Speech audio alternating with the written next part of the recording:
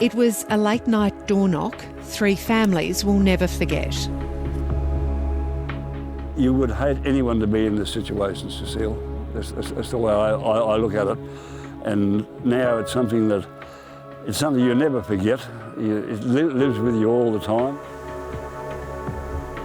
Police had devastating news. Their much-loved children, Christian Jensen, 20, Jess Broad, 18, and Hilary Smith, 19, had been killed in a collision with a freight train at a level crossing on a country road. It was July 2000. The friends were heading to a 21st birthday celebration in the West Australian wheatbelt town of Jennicabine. Tests later confirmed none was affected by alcohol or drugs. Their families still lay flowers at the crossing. She was an outstanding young human being. She set a sprint record at the Beverley State School. Her cousin found posthumously her last exam results and she had 5 distinctions. Ironically, one of the topics was, how do you value human life? Lights have now been installed, but at the time Yarramanie was like about 79% of the 23,000 rail crossings in Australia. It didn't have flashing lights or boom gates. Western Australian State Coroner Alistair Hope identified problems with the trains that contributed to the horrific crash. The headlights helped train drivers see the tracks, but didn't make it easy for motorists to see the trains. In other words, the train had no lighting designed to provide an effective warning to motor vehicle drivers at railway crossings. Brian Wynne was driving the state government-owned locomotive in the Yarramanie crossing crash. Afterwards, he considered walking away from his job. I don't dwell on it, try not to dwell on it, but it is there, you know. It just doesn't go away. The train was pulling 28 loaded wheat wagons, and despite Brian's best efforts, it took 700 metres to come to a stop. And then we come up towards this crossing, and there was a car coming on the left.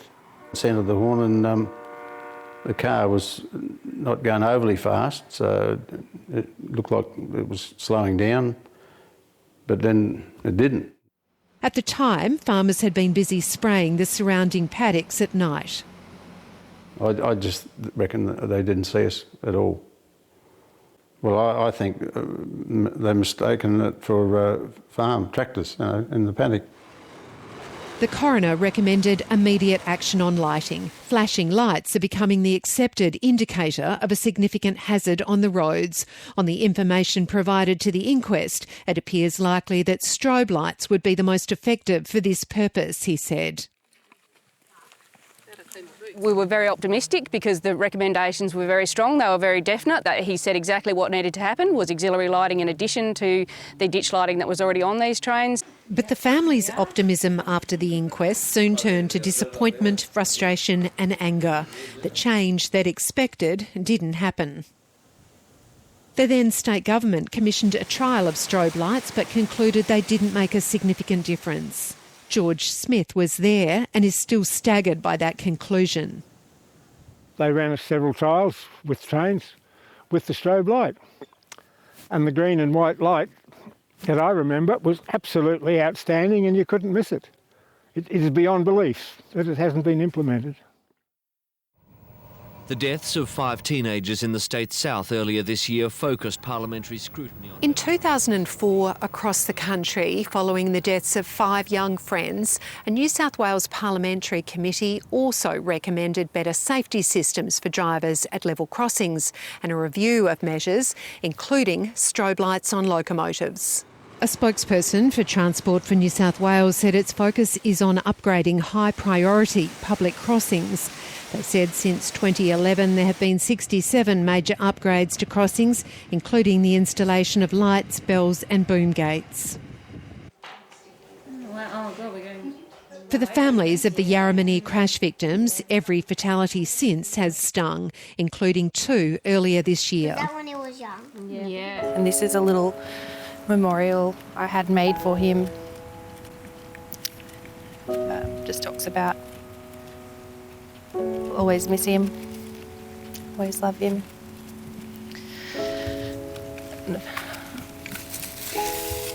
In February, Maddie Bott's fiancé Ethan Hunter and his workmate Mark Fenton were killed when their truck was struck by a freight train at a level crossing near Young in New South Wales. If there was better lighting on that train or lights at that crossing, Ethan and Mark would still be here today. No question about it.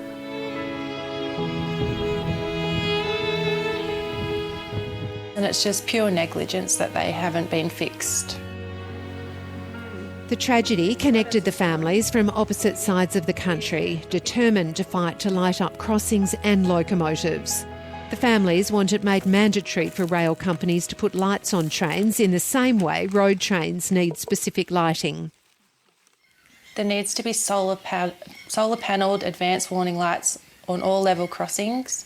Trains need to be fitted with strobe rotating beacon lights, and they need to have reflective materials up the sides.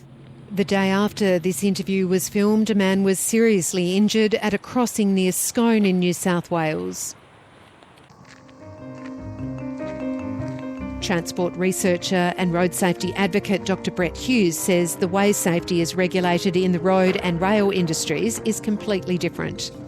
In road safety, trucks are required to have certain types of lights in certain places. They're required to have side lights and outline lights, whereas in rail safety there are standards for train what's called conspicuity, but they're not so prescriptive. And extra lights are an expense. But he says the technology is there to make rail safer. A lot has changed in technology over the last 20 years in terms of solar, battery, electronics and communications, which has seen much higher quality, much greater availability and, importantly, much lower costs.